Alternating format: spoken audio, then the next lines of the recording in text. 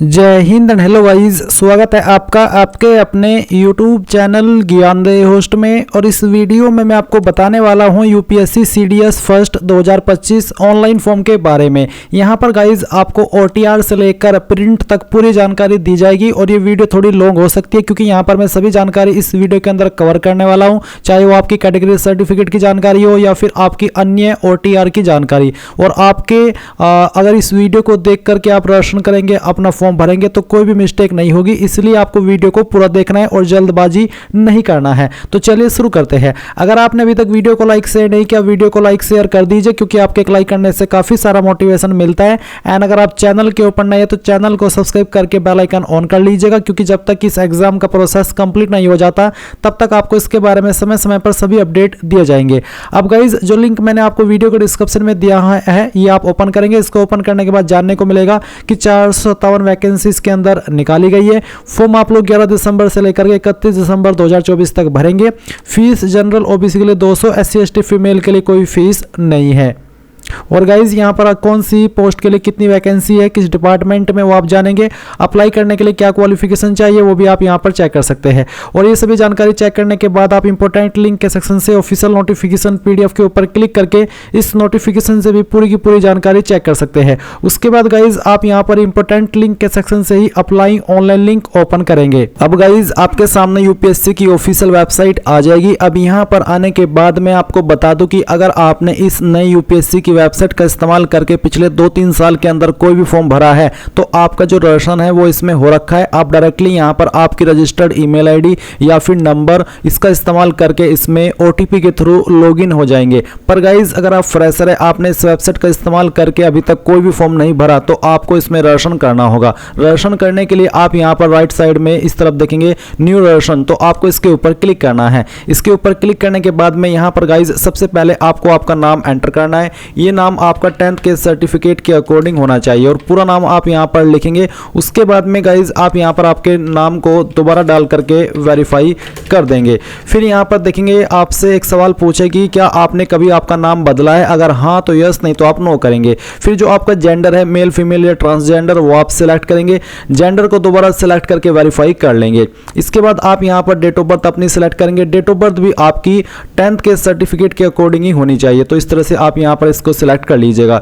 ये सिलेक्ट करने के बाद में आप देखेंगे वेरीफाई डेट ऑफ बर्थ, तो आपको यहां पर date of birth same way में अपनी वेरीफाई कर लेनी है जैसे कि अभी आपको मैंने वेरीफाई यानी कि फिल करके दिखाई है। ये करने के बाद आप देखेंगे फादर नेम, तो आपको फादर नेम एंटर करना है। ये भी आप 10th के सर्टिफिकेट के अकॉर्डिंग ही एंटर कीजिएगा। फादर नेम को दोबारा डाल करके आपको यहां पर वेरीफाई कर देना है। और उसके बाद में गाइज आप यहां पर मदर नेम डालेंगे। मदर नेम को भी आपको यहां पर 2 बार डाल करके वेरीफाई करना होगा। इसके बाद आप देखेंगे माइनॉरिटी स्टेटस, क्या आप माइनॉरिटी कम्युनिटी से आते हैं, अल्पसंख्यक समुदाय से आते हैं, अगर हाँ तो यस, नहीं तो आप नो करेंगे। अगर आप आते हैं और आप यस कर रहे हैं तो फिर आपको बताना कि आपकी माइनॉरिटी कम्युनिटी इनमें से कौन सी है। जो भी है वो आप सिलेक्ट कर लीजिएगा। फिर आप आपका मोबाइल नंबर डालेंगे जो कि आप रजिस्टर करना चाहते हैं। ध्यान दीजिए नंबर आपका बिल्कुल एक्टिव होना चाहिए क्योंकि इसके ऊपर OTP जाता है। फिर आप कोई अन्य फोन नंबर देना चाहते तो अल्टरनेट मोबाइल नंबर के अंदर दे सकते हैं, नहीं तो आप चाहे तो इस ऑप्शन को खाली छोड़ सकते हैं। उसके बाद आप आपकी ईमेल आईडी यहां पर डालेंगे। फिर अल्टरनेट ईमेल आईडी के अंदर कोई अन्य ईमेल आईडी देना चाहते तो दे सकते हैं, नहीं तो आप इसको भी खाली छोड़ सकते हैं। फिर आपको यहां पर 10th का जो बोर्ड एग्जामिनेशन रोल नंबर है वो बताना होगा, यानी कि 10वीं का रोल नंबर क्या था वो आप यहां पर एंटर कर देंगे। फिर गाइज आपसे एक सिक्योरिटी क्वेश्चन पूछा है, तो जो भी सिक्योरिटी क्वेश्चन आप सिलेक्ट करना चाहे बस वो आपको ध्यान रखना है और उसका एक आंसर आपको आपकी चॉइस के अकॉर्डिंग देना है। ये आपको तब काम आता है जब आप आपका पासवर्ड भूल जाते हैं और आप उसको रिकवर करने की कोशिश करते हैं। तो ऐसे में आपको इसी क्वेश्चन का यही वाला आंसर दे करके अपने पासवर्ड को रिसेट करने का ऑप्शन मिल जाता है। फिर है सिक्योरिटी क्वेश्चन 2, तो आप सेकंड क्वेश्चन क्या रखना चाहते हैं वो आप यहां पर सिलेक्ट कर लीजिए और उसका जो आंसर है वो अपनी चॉइस के अकॉर्डिंग यहां पर दे दीजिए। देन गाइज आप ये कैप्चा कोड फिल करेंगे। सभी जानकारी चेक करते हुए सबमिट के ऊपर क्लिक करेंगे। सबमिट पर क्लिक करने के बाद में आपने जो भी जानकारी भरी है उन सभी का प्रीव्यू आपके सामने है। अगर आपको लगता है कोई जानकारी गलत है तो आप अपडेट चेंज के ऊपर क्लिक करके चेंज कर लीजिए, नहीं तो आप यहां पर आई एग्री पर क्लिक करेंगे। आई एग्री के ऊपर क्लिक करने के बाद में आपके नंबर पर भी और आपकी ईमेल पर भी OTP सेंड किए आपको यहां पर पहले मोबाइल वाला OTP डाल करके वेरीफाई करना है और फिर इसके बाद में आपको यहाँ पर ईमेल वाला OTP, बेसिकली आपको दोनों OTP एक साथ में डालने हैं और फिर वेरीफाई OTP पर क्लिक करना है। अब गाइज आपका रजिस्ट्रेशन कंप्लीट हो चुका है। आप यहाँ पर प्रिंट के आइकन के ऊपर क्लिक करके इसको प्रिंट कर लेंगे। अगर आपके पास प्रिंटर मौजूद नहीं है तो आप इसका स्क्रीनशॉट ले लीजिए, क्योंकि ये जानकारी आपको बाद में काम आने वाली है। अब आपको क्या करना है, आपको यहाँ पर लॉगिन पर क्लिक करना है। लॉगिन पर क्लिक करने के बाद में आप यहाँ पर आपकी या तो ईमेल आईडी देंगे या फिर यहाँ पर जो आपका OTR ID आपको मिला है रजिस्ट्रेशन करने के बाद में वो एंटर करेंगे। यानी कि ये आपको सेलेक्ट करना है कि आप ईमेल आईडी के माध्यम से, नंबर के माध्यम से, किस माध्यम से लॉगिन करना चाहते हैं। मैं आपको प्रेफर करूंगा कि आप यहाँ पर मोबाइल नंबर पर क्लिक करें और यहाँ पर आपका नंबर एंटर करें, फिर गेट OTP पर क्लिक करें। इसके बाद आपके नंबर पर OTP जाएगा, वो OTP यहाँ पर डाल करके ये वेरिफिकेशन कोड फिल करते हुए लॉगिन पर क्लिक करना है। लॉगिन करने के बाद में आपके सामने कुछ ऐसा इंटरफेस आएगा। बेसिकली यहाँ पर आपको एक पासवर्ड क्रिएट करना है। आपको यहाँ पर न्यू पासवर्ड में एक पासवर्ड डालना है। पासवर्ड के अंदर आपका इंग्लिश का कैपिटल वर्ड, स्मॉल वर्ड, कोई स्पेशल कैरेक्टर और साथ ही डिजिट रहना चाहिए। इस तरह का आप एग्जाम्पल ले सकते हैं पासवर्ड के लिए और आपको यहाँ पर ये पासवर्ड दोबारा डाल करके वेरीफाई कर देना है। इसके बाद आप यहाँ पर सभी जानकारी को वेरीफाई करके सबमिट पर क्लिक करेंगे। सबमिट के ऊपर क्लिक करने के बाद में आपका यहाँ पर अकाउंट कंप्लीट हो जाएगा। अब गाइज आपके सामने यहाँ पर कुछ ऐसा इंटरफेस आ जाएगा। मैं आपको बता दूं कि पहले जब आप इसमें 1 साल पहले तक रजिस्ट्रेशन करते थे तो अभी जो आपने रजिस्ट्रेशन के अंदर जानकारी भरी सिर्फ वही ली जाती थी और फिर आप इसमें अप्लाई करने के बाद जो इन्फॉर्मेशन भरते थे थोड़ा शॉर्ट ही होती थी, इतना डिटेल में नहीं होती थी, आप ऐसे भरते थे। पर अभी यहाँ पर पिछले 1 साल से इसके अंदर मॉडिफिकेशन किया गया। अब आपसे इसमें बहुत सारी इन्फॉर्मेशन ली जाती है, जो कि अब यहाँ पर आप शुरुआत करेंगे एक एक जानकारी को भरने के लिए। तो आप क्या करेंगे, यहाँ पर पर्सनल इन्फॉर्मेशन इसके ऊपर क्लिक करेंगे। लेफ्ट साइड में ऊपर आपने जो OTR के अंदर जानकारी भरी वो आप देखेंगे। नीचे अभी आपको यहाँ पर आपकी बाकी की इन्फॉर्मेशन भरनी है, तो जानकारी को अच्छे से समझिएगा और जल्दबाजी मत कीजिएगा। तो सबसे पहले नेशनलिटी सिटीजनशिप के अंदर आपको सिटीजन ऑफ इंडिया सेलेक्ट कर लेना है अगर आप इंडियन हैं। फिर आपको मदर टंग बतानी है, यानी कि आपकी मातृभाषा कौन सी है वो आप सिलेक्ट कर लेंगे। मैरिटल स्टेटस क्या है, अनमैरिड, मैरिड, जो भी है वो आप यहाँ पर सिलेक्ट कर लीजिए। फिर प्लेस ऑफ बर्थ आपको बताना है इंडिया या फिर आउटसाइड इंडिया। उसके बाद में आप यहाँ पर बताएंगे पोस्ट ऑफिस, आपका नजदीकी पोस्ट ऑफिस कौन सा है वो आप यहाँ पर लिख देंगे। सिटी, टाउन, विलेज का क्या नाम है वो आप यहाँ पर लिखेंगे। स्टेट यहाँ से आपको आपकी सिलेक्ट कर लेनी है। डिस्ट्रिक्ट आपकी कौन सी है वो डिस्ट्रिक्ट आप सिलेक्ट कर लेंगे और फिर जो आपका पिन कोड है वो भी आप यहाँ पर डाल देंगे। ये डालने के बाद में आपकी कास्ट कैटेगरी कौन सी है, SC, ST, OBC, general, OBC, EWS, जो भी है वही आप सेलेक्ट कर लेंगे। मान लीजिए आपकी कैटेगरी OBC है तो फिर आपसे पूछेगी कि आप क्रीमी लेयर से बिलोंग करते हैं। अगर हाँ तो यस करने पर फिर आपको इसके ऊपर टिक करना है कि candidates belonging to OBC but coming in the creamy layer and thus not being entitled to OBC reservation will be treated as general community. यानी कि अगर जो कैंडिडेट OBC है और वो यहाँ पर क्रीमी लेयर में आते हैं तो फिर उनको यहाँ पर जनरल कम्युनिटी के अंदर कंसिडर किया जाएगा।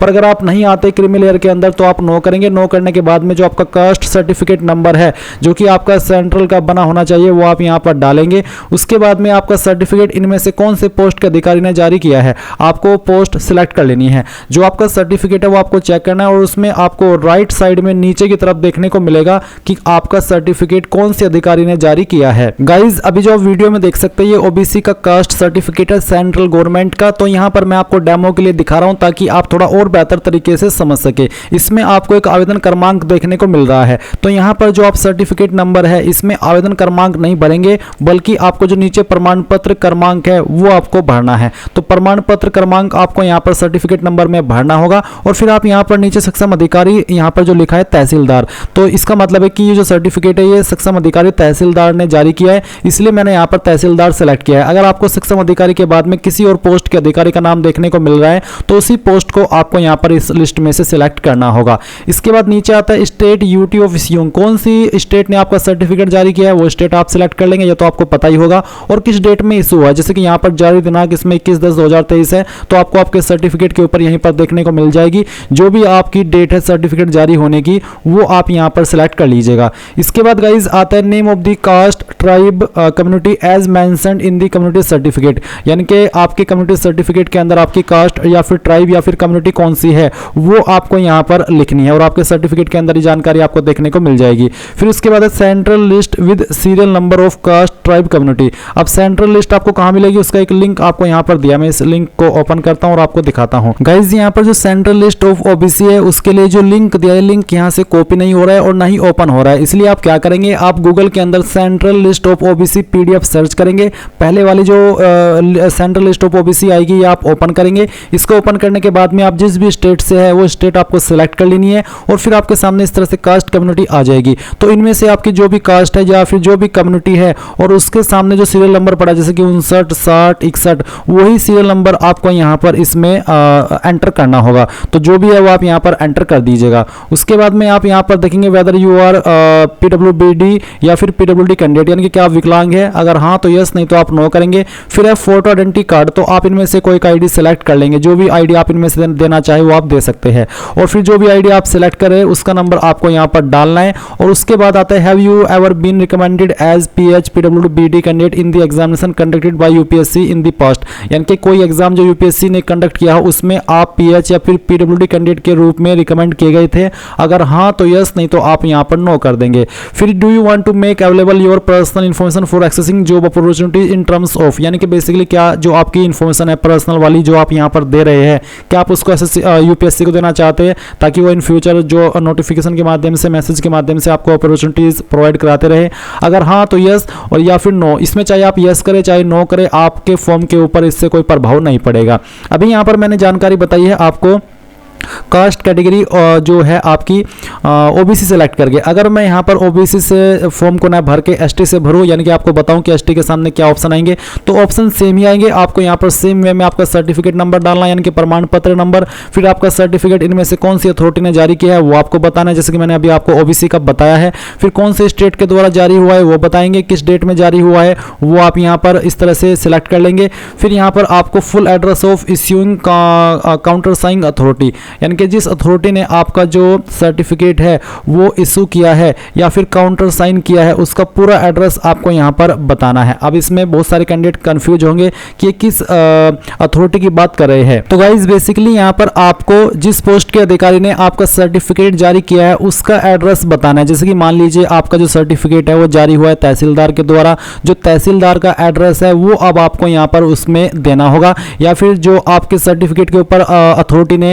यानी कि पोस्ट के अधिकारी ने काउंटर साइन किया है उस अधिकारी का जो एड्रेस है वो आपको यहाँ पर बताना है। इसमें कोई अलग से एड्रेस नहीं देना, बल्कि जिस पोस्ट के अधिकारी ने सर्टिफिकेट जारी किया है उसी अधिकारी का जो एड्रेस है, जैसे कि जो आपकी कचेरी है वो कचेरी कहाँ पर है उसका एड्रेस आप लिख दीजिएगा, वही एड्रेस आपको यहाँ पर देना है। उसके बाद में आता है नेम ऑफ कास्ट ट्राइब। तो बेसिकली अगर आप ST से है तो सेम वे में आपको गूगल के अंदर सर्च करना है सेंट्रल लिस्ट फॉर ST। मैं आपको दिखाई देता हूँ एक बार। तो आप यहाँ पर गूगल के अंदर सर्च करेंगे सेंट्रल लिस्ट फॉर ST। ये सर्च करने के बाद आप डायरेक्टली पहले वाली PDF latest list of schedule tribe PDF ये ओपन कर सकते हैं। अगर ये ओपन ना हो रही है तो फिर आपको क्या करना है, आप यहाँ पर central list for reserve category ये ओपन कर लेंगे। इसमें आपको तीनों की लिस्ट मिल जाएगी, ST की भी, SC की भी और OBC की भी। तो आपको जिस भी कैटेगरी की ओपन करनी है, जैसे कि मैंने ST की करनी है तो मैं यहाँ से ST की ओपन कर लूंगा। ये ओपन करने के बाद में आपको स्टेट वाइज देखने को मिल जाएगी। आप यहाँ पर इसमें स्टेट भी देखेंगे, जैसे कि सबसे पहले यहाँ पर स्टेट है आंध्र प्रदेश, तो इसमें इस तरफ आपकी जो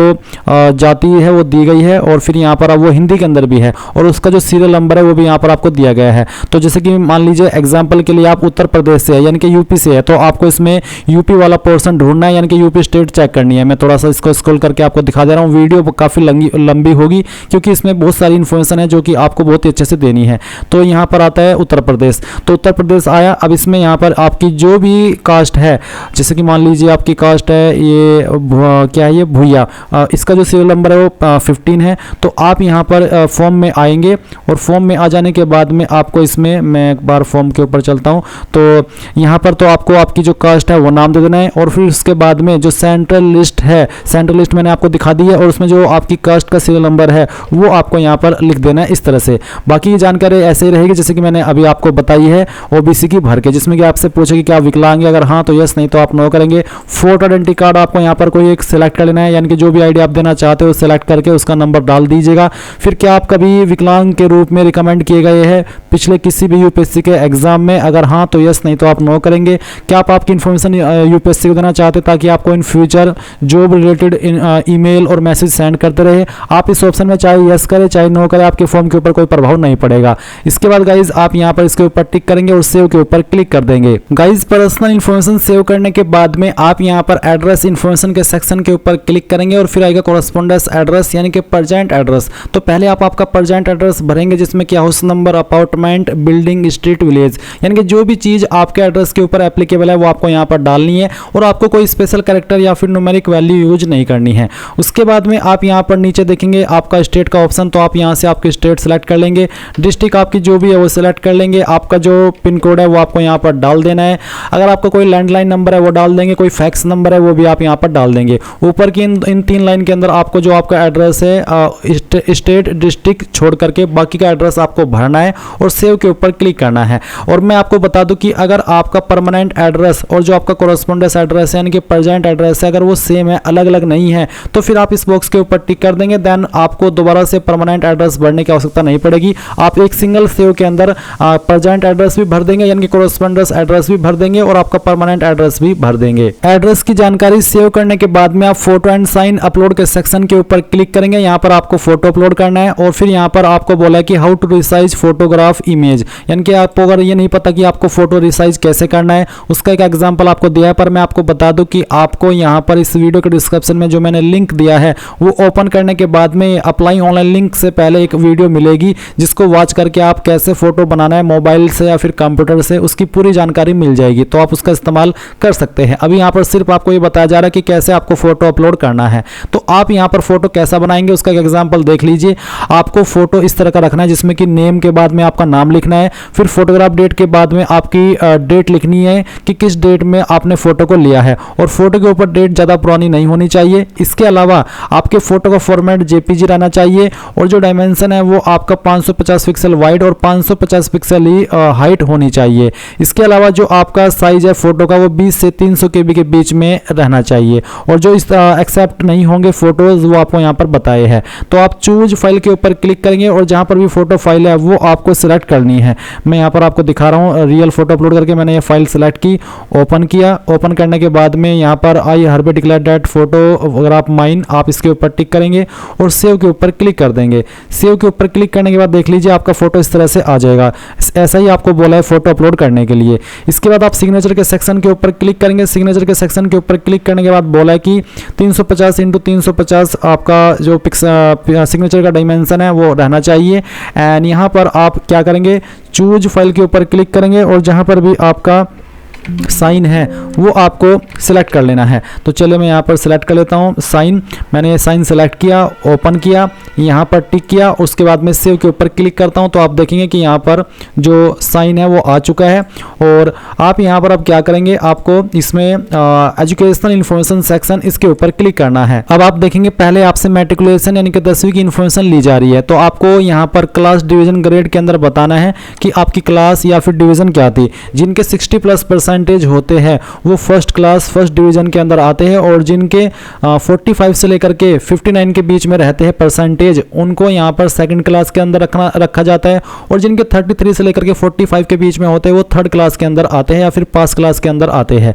इसके बाद आता है परसेंटेज और मार्क्स, आपकी परसेंटेज कितनी है। अगर आपके नंबर CGPA के अंदर है तो आप यहाँ पर अपना CGPA स्कोर भरेंगे, पहले CGPA स्कोर बताएंगे और फिर कितने में से आपको CGPA आया है वो आप यहाँ पर CGPA आउट ऑफ में लिखेंगे। पर मेरे नंबर परसेंटेज में है इसलिए मैं यहाँ पर परसेंटेज भर दे रहा हूँ, फिर मुझे CGPA स्कोर भरने की कोई आवश्यकता नहीं है। इसके बाद गाइज आप बताएंगे कि किस साल के अंदर आपने जो ये आपकी क्वालिफिकेशन है वो पास की है। इसके बाद फिर आएगा सब्जेक्ट्स, तो सब्जेक्ट्स आपके पास क्या क्या थे। आपको यहाँ पर कोई स्पेशल कैरेक्टर लगाने की आवश्यकता नहीं है, सिंपली एक एक करके जो भी आपके पास 10वीं के अंदर सब्जेक्ट थे वो एंटर कर देने हैं, चाहे वो 5 सब्जेक्ट थे चाहे फिर वो 6 सब्जेक्ट थे। तो एक एक करके सभी सब्जेक्ट के आप नाम लिख दीजिएगा। फिर आता है name of school, college, institute, तो आपने कहाँ से आपका 10वीं जो है वो किया है उसका नाम आपको यहाँ पर एंटर करना है। ये एंटर करने के बाद में आपको बताना कि आपने कौन से बोर्ड के द्वारा आपके 10वीं की पास किया, उस बोर्ड का नाम आप यहाँ पर लिख देंगे और सेव के ऊपर क्लिक करेंगे। गाइज सेव के ऊपर क्लिक करने के बाद 10वीं की जानकारी सेव होगी और अब आपको यहाँ पर इंटरमीडिएट यानी कि 12th की जानकारी देखने को मिलेगी। आप इस वाले सेक्शन पर क्लिक करेंगे और यहाँ पर बताएंगे कि आपने अभी कर रहे हैं या फिर आप कंप्लीट कर चुके हैं। अगर कंप्लीट कर चुके हैं तो कंप्लीट सेलेक्ट कर लेंगे। उसके बाद में यहाँ पर सेम वे में आप जानकारी भरेंगे जैसे कि अभी आपने आपकी 10वीं की जानकारी भरी है जिसमें कि आपको क्लास डिवीजन बतानी है, आपके जो परसेंटेज है 12वीं के वो बताने हैं, नहीं तो आप CGPA स्कोर भी भर सकते हैं अगर CGPA के अंदर नंबर है। और उसके बाद में बताना कि किस साल के अंदर आपने आपकी जो 12वीं है वो पास की है। इसके बाद सब्जेक्ट आपके पास क्या क्या थे वो सब्जेक्ट के नाम आप यहाँ पर इसमें एंटर कर दीजिएगा। सभी सब्जेक्ट के नाम आपको लिखने होंगे एंड फिर सेम वे में आपको आपके स्कूल कॉलेज का नाम बताना है और आपका जो बोर्ड था, जिस बोर्ड से आपने आपकी जो 12वीं है वो की है या फिर कर रहे हैं, और उसके बाद आप सेव के ऊपर क्लिक करेंगे। अब गाइज आपकी 10वीं 12वीं की जानकारी भरी जा चुकी है। तो अगर आप NDA का फॉर्म भर रहे हैं तो इन दो इन्फॉर्मेशन के माध्यम से ही आप आपका जो फॉर्म है वो भर लेंगे। पर अगर आप यहाँ पर इसमें प्रोफाइल क्रिएट कर रहे हैं CDS के लिए तो या फिर किसी अन्य एग्जाम के लिए, तो आपको यहाँ पर ग्रेजुएशन की जानकारी भी भरनी होगी। तो चलिए मैं आपको ग्रेजुएशन की जानकारी अगर आप भर रहे हैं तो कैसे भरेंगे वो भी बता देता हूँ। तो यहाँ पर मैंने ग्रेजुएशन स्टेटस में कंप्लीट सेलेक्ट कर लिया। अगर आप कंप्लीट कर चुके तभी सेलेक्ट कीजिएगा, कर रहे हैं तो एपियरिंग सेलेक्ट कर सकते हैं। तो अगर मैं कंप्लीट सेलेक्ट करता हूँ तो यहाँ पर जानकारी भरने के ऑप्शन आ चुके हैं। आपको पहले आपका स्ट्रीम बताना है ग्रेजुएशन लेवल का, मेडिकल है, इंजीनियरिंग है, साइंस है, ह्यूमैनिटी है, कॉमर्स है, अकाउंट मैनेजमेंट, लॉ या अदर, या फिर बेसिकली इनमें है तो इनमें, अगर अदर है तो अदर सेलेक्ट कर लीजिएगा। तो चलिए मैं एक एग्जांपल के लिए इंजीनियरिंग सेलेक्ट कर लेता हूं। फिर आपको आपकी ग्रेजुएशन डिग्री यहां पर सेलेक्ट कर लेनी है। इंजीनियरिंग की कैटेगरी में इनमें से कौन सी है, अगर इनमें भी नहीं है तो आप अदर के ऊपर क्लिक करके खुद से भर सकते हैं। इसके बाद में गाइज यहां पर चलिए मैं पहले इनमें से जो क्वालिफिकेशन है वही सेलेक्ट कर लेता हूं। अब आते हैं क्लास डिवीजन ग्रेड। तो सेम वे में बताना है कि आपकी क्लास डिवीजन या फिर ग्रेड क्या है, परसेंटेज और मार्क्स क्या है वो भर दीजिए। अगर CGPA के अंदर है तो आप CGPA भी भर सकते हैं। फिर किस साल के अंदर आपने आपकी क्वालिफिकेशन पास की है वो साल आप यहाँ पर इसमें भर दीजिएगा। फिर सब्जेक्ट्स या फिर स्पेशलाइजेशन क्या था वो आप यहाँ पर लिखिएगा। आपके स्कूल कॉलेज इंस्टीट्यूट का नाम आपको यहाँ पर देना है। आपके जो यूनिवर्सिटी है उसका नाम आपको यहाँ पर सेलेक्ट कर लेना है। उसके बाद में ग्रेजुएशन सर्टिफिकेट नंबर या फिर इनरोलमेंट नंबर या फिर फाइनल ईयर का रोल नंबर, इनमें से कोई एक चीज आप यहां पर भर देंगे। किस डेट में आपका सर्टिफिकेट इशू हुआ है वो डेट आप यहां पर सिलेक्ट कर लेंगे। फिर कौन सी अथॉरिटी ने आपका सर्टिफिकेट जारी किया है उस अथॉरिटी का नाम आपको बताना है, यानी कि कौन से, जैसे कि आपके उसमें डीन होता है, प्रिंसिपल होता है, किसने आपका सर्टिफिकेट जारी किया, किसने उसके ऊपर साइन किए वो आपको बताना है। और फिर उसका जो पूरा एड्रेस है वो भी आपको बताना होगा, यानी कि जो आपके प्रिंसिपल है उनका पूरा एड्रेस क्या है उनका आपको यहाँ पर पूरा एड्रेस देना होगा। फिर एक सवाल आता है कि do you have any basic educational qualification और higher qualification obtained from a foreign institute. क्या आपने कोई नॉर्मल क्वालिफिकेशन या हायर क्वालिफिकेशन किसी विदेशी इंस्टीट्यूट से प्राप्त की है, अगर हाँ तो यस, नहीं तो आप नो करेंगे और सेव के ऊपर क्लिक करके इस जानकारी को सेव कर देंगे। सेम वे में गाइज अगर आपने PG डिग्री की है तो आप PG की जानकारी भी सेम वे में भर सकते हैं। अब इसके बाद में गाइज आप यहाँ पर डॉक्यूमेंट्स अपलोड इस सेक्शन के ऊपर क्लिक करेंगे। अब आपको यहाँ पर बोला है please upload necessary document certificate for applying any examination of eligibility, otherwise your completed application will be rejected. यानी कि जो डॉक्यूमेंट्स आपके ऊपर अनिवार्य हो रहे हैं, सर्टिफिकेट अनिवार्य हो रहे हैं वो आपको अपलोड करना है, नहीं तो आपका फॉर्म रिजेक्ट कर दिया जाएगा, भले ही आपने सभी जानकारी क्यों ना भर ली हो। तो आपको यहाँ पर डॉक्यूमेंट अपलोड करने के लिए जो बोला है वो PDF फॉर्मेट में बोला है और साइज 1 MB से कम ही रहना चाहिए, ज़्यादा अगर होगा तो अपलोड नहीं हो पाएगा। अब क्या क्या डॉक्यूमेंट अपलोड करने हैं वो आप देख लीजिए। मैट्रिकुलेशन सर्टिफिकेट या फिर school leaving certificate as proof of date of birth, यानी कि डेट ऑफ बर्थ के प्रूफ में आप यहाँ पर स्कूल लिविंग सर्टिफिकेट जिसको आप TC बोलते हैं वो भी अपलोड कर सकते हैं, या फिर 10वीं का सर्टिफिकेट भी अपलोड कर सकते हैं। तो आप यहाँ पर इसको PDF के फॉर्मेट में अपलोड करेंगे। अगर वो इमेज में है तो आप गूगल के अंदर सर्च कीजिएगा इमेज टू PDF। ये सर्च करने के बाद में यहाँ पर आपके सामने पहली वेबसाइट आएगी। मैं आपको थोड़ा दोबारा से सर्च करके दिखाता हूँ।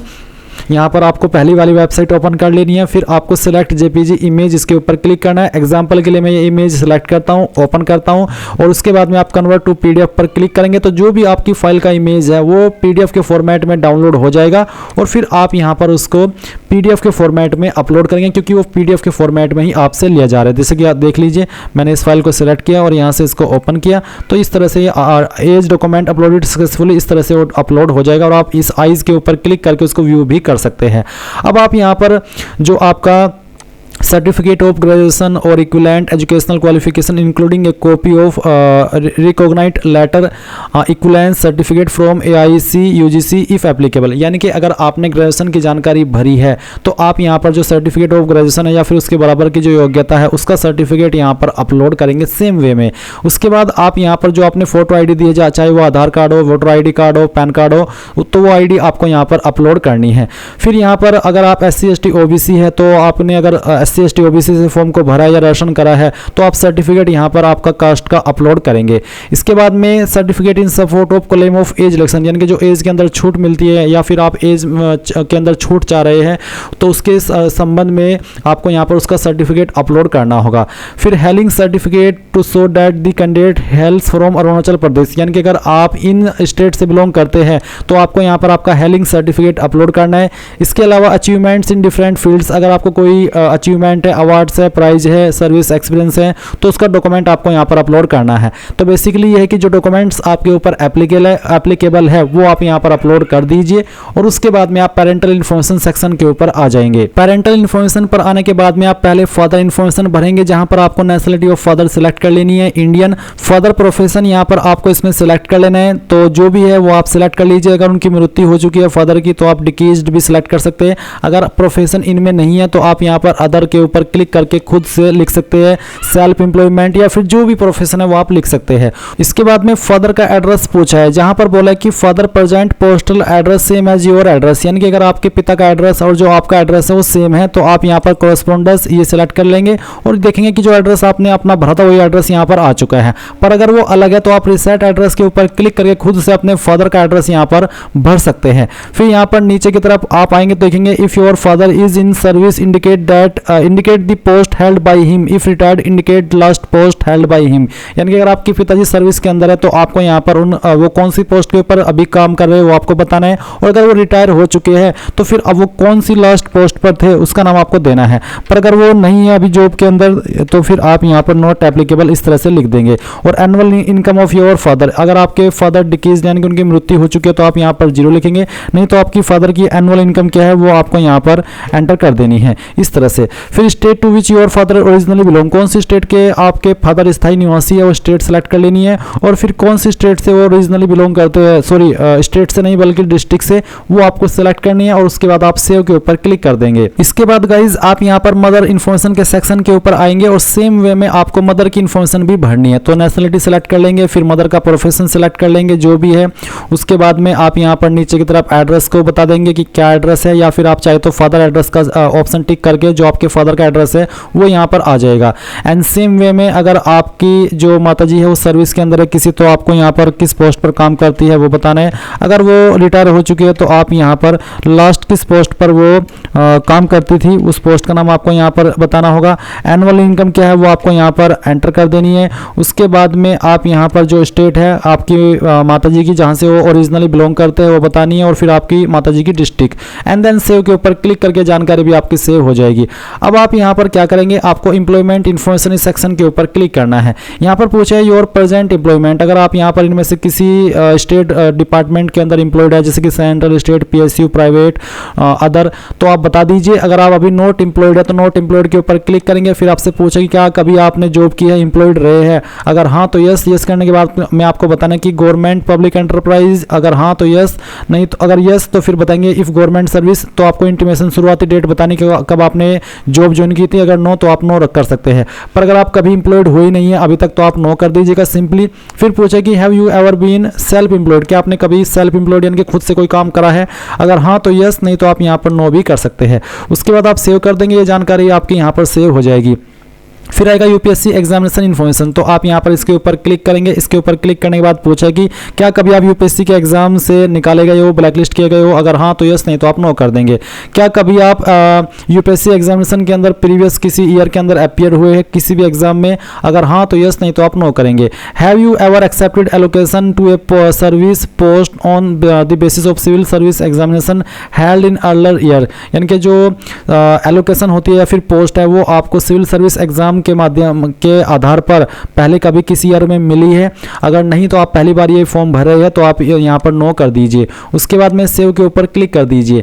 इसके बाद ये जानकारी भी आपके सेव होगी। अब आता है achievement, prizes, medals and others, तो आप इसके ऊपर क्लिक करेंगे। यहाँ पर है particulars at the university, state, in national level in respect of following, तो अगर आपको कोई प्राइज मिला है, मेडल मिला है, स्कॉलरशिप मिली है तो आप यहाँ पर बताएंगे। स्पोर्ट्स रिलेटेड या NCC रिलेटेड जानकारी इसमें भरेंगे।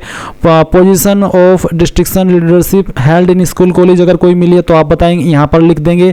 अदर एक्स्ट्रा करिकुलर एक्टिविटीज़ में या इंटरेस्ट में आपकी जो हॉबीज़ है वो आप यहाँ पर बता देंगे। उसके बाद एक सवाल है कि वेदर योर फैमिली ओन्स और process any of the following asset, 5 एकड़ ऑफ एग्रीकल्चर लैंड या फिर उससे ज़्यादा, रेसिडेंटल फ्लैट 1000 स्क्वायर फीट या उससे ज़्यादा, residential plot 100 square yards and above in notified municipalities, residential plot of 200 square yards and above in area other than notified municipalities. अगर आपके पास इनमें से कोई एक चीज़ भी है तो आप यस करिए, अगर नहीं है तो आप नो कर दीजिए। यस करने पर भी कोई अतिरिक्त ऑप्शन नहीं आ रहा है। इसके बाद लैंग्वेज इंक्लूडिंग इंडियन लैंग्वेज, तो आपको यहाँ पर लैंग्वेज की जानकारी देनी है। पहले आप बताएंगे यहाँ पर लैंग्वेज, उसके बाद में आपको जैसे कि इसमें है रीड ओनली स्पीक ओनली, तो मैं यहाँ पर इसमें भी हिंदी कर लेता हूँ स्पीक ओनली। फिर रीड एंड स्पीक, तो रीड एंड स्पीक मैं यहाँ पर हिंदी कर सकता हूँ। उसके बाद रीड राइट एंड स्पीक, तो ये भी मैं कर सकता हूँ। एग्जामिनेशन पास, तो अगर आपने कोई एग्ज़ाम पास किया है तो आप यहाँ पर बता दीजिए। जैसे कि मैंने 10वीं हिंदी के अंदर पढ़ी है और उसमें एग्ज़ाम भी पास किया, तो मैं ऐड के ऊपर क्लिक करता हूँ। ऐड के ऊपर क्लिक करने के बाद में यहाँ पर जानकारी आ चुकी है, रीड भी कर सकता हूँ, बोल भी सकता हूँ। इसी तरह से आप यहाँ पर जो आपको सेकंड लैंग्वेज आती है वो सेकंड लैंग्वेज भी आप सिलेक्ट कर लीजिएगा। यहाँ पर सिर्फ इंडियन लैंग्वेज है, कोई अन्य लैंग्वेज नहीं है, यानी कि इंग्लिश का ऑप्शन इसमें नहीं है। तो आप यहाँ पर कोई अन्य लैंग्वेज जो कि इंडियन ही हो वो आपको आती है तो सेम वे में आप बता देंगे और फिर सेव के ऊपर क्लिक कर देंगे। अब गाइज यहाँ पर आपकी प्रोफाइल की जानकारी कंप्लीट हो चुकी है। अभी आप इसमें अगर किसी भी पोस्ट पर अप्लाई करना चाहते या फिर किसी भी एग्जाम के लिए अप्लाई करना चाहते जो कि यूपीएससी के द्वारा अभी जारी किया गया है, तो आप उसके लिए यहाँ पर लेटेस्ट नोटिफिकेशन इसके ऊपर क्लिक करेंगे। अब गाइज आपके सामने यहाँ पर लेटेस्ट नोटिफिकेशन के अंदर एनडीए और सीडीएस का फॉर्म आ जाएगा, क्योंकि दोनों के फॉर्म सेम डेट से लेकर के सेम डेट तक भरे जा रहे हैं। तो आपको यहाँ पर नीचे की तरफ सीडीएस के सामने जो अपडेट एडिट ओटीआर है, यानी कि अगर आप अपने जो अभी ओटीआर किया है उस जानकारी को अपडेट करना चाहते हो तो आप इसके ऊपर क्लिक करके कर सकते हैं, नहीं तो आप क्लिक हेयर फॉर पार्ट 1 इसके ऊपर क्लिक करेंगे एंड देन आपके सामने इंस्ट्रक्शंस आएंगे। आप यहाँ पर इसको यस करके ओके कर दीजिएगा। अब ओके करने के बाद में यहाँ पर आपके सामने वही इंफॉर्मेशन है जो कि अभी आपने ओटीआर के अंदर भरी है। तो आप यहाँ पर view print the profile summary इसके ऊपर क्लिक करके इसको व्यू भी कर सकते हैं और यहाँ से आप इसको प्रिंट भी कर सकते हैं। तो सभी जानकारी एक बार आपको अच्छे से चेक कर लेनी है और उसके बाद में आप यहाँ पर आएंगे, इसके ऊपर क्लिक करेंगे और आई एग्री कर देंगे। आई एग्री करने के बाद में यहाँ पर अब आपको क्या करना है, आप नीचे की तरफ आकर के क्लिक फॉर पार्ट 2 इसके ऊपर क्लिक करेंगे। अब पार्ट 2 पर क्लिक करने के बाद इस तरह से जानकारी आएगी और अभी आपको यहाँ पर अपनी बाकी की जानकारी भरनी है। जो आपकी कास्ट कैटेगरी सर्टिफिकेट की जानकारी है वो ऑलरेडी यहाँ पर भरी हुई है, क्योंकि ये जानकारी आप अभी ओटीआर के समय भर चुके हैं। अभी आपको यहाँ पर एजुकेशनल क्वालिफिकेशन के सेक्शन के अंदर सेलेक्ट करना है कि आपके पास क्या क्वालिफिकेशन है। तो पहला है कि past appearing the final year degree और इक्विवेलेंट, यानी कि आप आपकी फाइनल ईयर डिग्री पास कर चुके हैं या फिर कर रहे हैं, जिसमें कि आपके पास फिजिक्स एंड मैथ था 10+2 लेवल पर, यानी कि जो आपकी 12वीं थी उसमें आपके पास फिजिक्स और मैथ था 12वीं के अंदर। और जो आपकी फाइनल ईयर डिग्री है वो चाहे आपने पास कर ली हो या फिर आप कर रहे हो, आप पहले वाली लाइन सेलेक्ट कर लेंगे। सेकंड है कि आप आपकी जो क्वालिफिकेशन है चाहे वो पास कर चुके हैं चाहे वो अभी आप कर रहे हैं और आप यहाँ पर final year of engineering degree, यानी कि अगर आप आपकी जो क्वालिफिकेशन है इंजीनियरिंग की डिग्री है उसके आप फाइनल ईयर के अंदर हो या फिर आप पास कर चुके हो, आप ये वाला ऑप्शन सेलेक्ट कर लेंगे। इसके अलावा तीसरा है कि आप आपकी जो क्वालिफिकेशन है वो है कि फाइनल ईयर डिग्री और इक्विवेलेंट, यानी कि जो फाइनल ईयर डिग्री है चाहे वो या फिर कोई इसके बराबर की योग्यता आप चाहे पास कर चुके हैं या फिर आप फाइनल ईयर के अंदर है और विद अदर सब्जेक्ट, यानी कि आपके पास 12वीं के अंदर फिजिक्स एंड मैथ नहीं था, तो फिर आप यहाँ पर तीसरी वाली लाइन सेलेक्ट कर लेंगे। तो आपके स्टेटस के अकॉर्डिंग जो भी आपके पास क्वालिफिकेशन है, डिग्री है या फिर आप कर रहे हैं और आपके पास 12वीं के अंदर फिजिक्स एंड मैथ था तो पहले वाली लाइन सेलेक्ट कर लेंगे। कोई इंजीनियरिंग डिग्री है तो आप सेकंड वाली लाइन सेलेक्ट करेंगे। तीसरी है कि अगर आपके पास कोई अन्य क्वालिफिकेशन है जो कि डिग्री के अंदर ही काउंट होती है या उसके बराबर की योग्यता और आपके पास अदर सब्जेक्ट था, यानी कि आपके पास 12वीं लेवल पर फिजिक्स और मैथ नहीं था, तो आप तीसरी वाली लाइन सेलेक्ट कर लेंगे। तो जो भी है आपकी क्वालिफिकेशन वो आप सेलेक्ट कर लीजिएगा और उसके बाद में कंटिन्यू इसके ऊपर क्लिक कीजिएगा। अब जो आपने आईडी के अंदर जानकारी भरी थी वो आप देखेंगे यहाँ पर डॉक्यूमेंट अपलोड इन ओटीआर, यानी कि ओटीआर के समय जो आपने डॉक्यूमेंट अपलोड किया था आप यहाँ से इसको व्यू करेंगे। तो आप डॉक्यूमेंट अपलोड इन ओटीआर इसके ऊपर क्लिक कीजिएगा। इसके ऊपर क्लिक करने के बाद में यहाँ पर आपको सेक्शन के ऊपर सेंड किया जाएगा जो कि आपने ओटीआर के समय भरा था, जिसमें कि आप यहाँ पर आएंगे और आप यहाँ पर देखेंगे द सिलेक्टेड फोटो आईडी। आप व्यू के ऊपर क्लिक करके इसको व्यू भी कर सकते हैं और या फिर आप दोबारा से यहाँ पर चूज फाइल के ऊपर क्लिक करके अपनी आईडी अपलोड कर दीजिए। इसके बाद में गाइज आप यहाँ पर लेटेस्ट नोटिफिकेशन के सेक्शन पर अगेन क्लिक करेंगे और इसके ऊपर क्लिक करने के बाद में फिर से आप यहाँ पर आएंगे और फिर क्लिक फॉर पार्ट 2 इसके ऊपर क्लिक करेंगे और इसके ऊपर क्लिक करने के बाद जो जानकारी अभी आपने भरी है जो कि मैं आपको बता रहा था वो आप यहाँ पर सिलेक्ट करके इस तरह से कंटिन्यू पर क्लिक करेंगे और अभी आप यहाँ पर देखेंगे कि आपने जो आईडी अपलोड की वो आप यहाँ से व्यू कर सकते हैं। फिर यहाँ पर सवाल है कि क्या आपके पास DGCA भारत द्वारा जारी वैध एवं वाणिज्यिक पायलट लाइसेंस है, अगर हाँ तो यस, नहीं तो आप नो करेंगे। फिर प्रेफरेंसेस है तो आप यहाँ पर प्रेफरेंसेस देंगे। अगर आप यहाँ पर सभी के लिए प्रेफरेंस देने के लिए एलिजिबल है तो आप यहाँ पर एक इस तरह से 2 यानी कि जिस नंबर पर जिसको प्रेफरेंस देना चाहे वो दे सकते हैं। और अगर आप यहाँ पर किसी एक पर ही एलिजिबल है आपकी क्वालिफिकेशन के अकॉर्डिंग तो फिर वो आपके सामने एरर आता रहेगा जो कि मैं आपको दिखाऊंगा। इसके पहले आप यहाँ पर इन सवालों के आंसर कर दें जिसमें क्या आपके पास NCC प्रमाण पत्र सीनियर डिवीजन जो कि सेना, नौसेना, वायुसेना अकादमी है या फिर मिलने की संभावना है। अगर है तो बताइए कि किस डिपार्टमेंट में मिलेगा, नहीं तो आप नन के ऊपर क्लिक करेंगे। क्या सैन्य बल में कार्यरत है, अगर हाँ तो यस, नहीं तो आपको नो करना है। क्या आप सैनिक स्कूल से संबंध रखते हैं, अगर हाँ तो यस, नहीं तो आप नो करेंगे। फिर आप कंटिन्यू इसके ऊपर क्लिक करेंगे। जैसे कि यहाँ पर मैंने कंटिन्यू पर क्लिक किया तो मेरे सामने एरर आया कि you can opted AFA as your first preference only, otherwise put against it. क्योंकि मैंने इंजीनियरिंग डिग्री यहाँ पर सिलेक्ट की है या इंजीनियरिंग डिग्री से मैं अप्लाई कर रहा हूँ तो मैं सिर्फ यहाँ पर AFA के लिए ही प्रेफरेंस देने के लिए एलिजिबल हूँ। अगर आप जो पहले वाली क्वालिफिकेशन थी जिसमें कि डिग्री का ऑप्शन था और बोला था कि आपने आपकी 12वीं के अंदर आपके पास फिजिक्स और मैथ था तो फिर आप यहाँ पर अन्य प्रेफरेंसेस भी दे सकते हैं आपकी क्वालिफिकेशन के अकॉर्डिंग। तो चलिए मैं यहाँ पर AFA को प्रेफरेंस देता हूँ और बाकी मैं यहाँ पर मैं 0 लिख देता हूँ क्योंकि मैं सिर्फ इसी की प्रेफरेंस देने के लिए एलिजिबल हूँ मेरी क्वालिफिकेशन के अकॉर्डिंग। इसके ऊपर क्लिक करने के बाद आपके सामने जो भी जानकारी आपने भरी है वो सभी इस तरह से आएगी। आप यहाँ पर अगर अभी भी कोई जानकारी अपडेट करना चाहते तो अपडेट के ऊपर क्लिक करके कर लीजिए, नहीं तो जो आपके सामने यहाँ पर ये कैप्चा कोड आया है वो कैप्चा कोड आप यहाँ पर फिल करेंगे और इसके बाद में गाइज आप आई एग्री के ऊपर क्लिक करके यहाँ से ओके कर देंगे। ओके करने के बाद में आपका जो रजिस्ट्रेशन है वो कंप्लीट हो जाएगा। और अगर आप इस फॉर्म को जनरल OBC से भर रहे हैं तो आपके सामने यहाँ पर पेमेंट का पेज पहले आएगा। जब आप पेमेंट कंप्लीट कर लेंगे तो आप इस वाले इंटरफेस पर आएंगे जहाँ से आपको आपकी रजिस्ट्रेशन ID और बाकी की जानकारी नोट कर लेनी है या फिर इसका स्क्रीनशॉट ले लेना है या फिर यहाँ से इसको PDF के रूप में सेव कर लेना है। उसके बाद आप लेटेस्ट नोटिफिकेशन के ऊपर अगेन क्लिक कीजिएगा। अब आप यहाँ पर view upload photograph and signature upload इसके ऊपर क्लिक कीजिएगा। इसके ऊपर क्लिक करने के बाद जो आपने फोटो साइन अपलोड कर रखे OTR के समय वो आप यहाँ पर देख सकते हैं। अभी आपको यहाँ पर अपडेट फोटो एंड सिग्नेचर का ऑप्शन देखने को मिल रहा है। अगर आप इसको अपडेट करना चाहते हैं तो आप कर लीजिए, नहीं तो बैक के ऊपर क्लिक कीजिए और उसके बाद में centre selection and agreeing to declaration इसके ऊपर क्लिक कीजिए। फिर यहाँ पर सेंटर सिलेक्शन आप दे दीजिए कि कौन सी चॉइस आप रखना चाहते हैं और उसके बाद आप यहाँ पर आएंगे और I have read the declaration and agree इसके ऊपर क्लिक करेंगे। इसके ऊपर क्लिक करने के बाद आप देखेंगे कि आपका जो एप्लीकेशन फॉर्म है वो यहाँ पर सबमिट हो चुका है।